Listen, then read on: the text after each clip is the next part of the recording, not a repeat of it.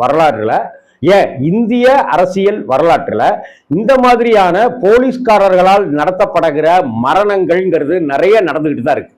ஆனால் இப்படிப்பட்ட ஒரு சூழ்நிலையில ஒரு அந்த காவல்துறைக்கு முக்கியத்துவம் வாய்ந்த அமைச்சராக இருக்கிற, முதல்வராக இருக்கிற ஒருத்தர் இதுவரை எனக்கு தெரிந்து அப்படி சாரி கேட்டதில்லை. வருந்துகிறேன் அப்படின்னு சொல்றதுக்கும் மன்னிக்க வேண்டும் அப்படின்னு சொல்றதுக்கும் நிறைய வித்தியாசம் இருக்கு.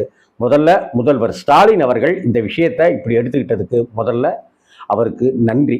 ரெண்டாவது, இந்த சாரியோட மட்டும் நிற்காம இதுதான் தமிழகத்தினுடைய கடைசி போலீசாரால் நடத்தப்படுகிற ஒரு மரண பயங்கரம் அப்படிங்கிறதாக இருக்கும்.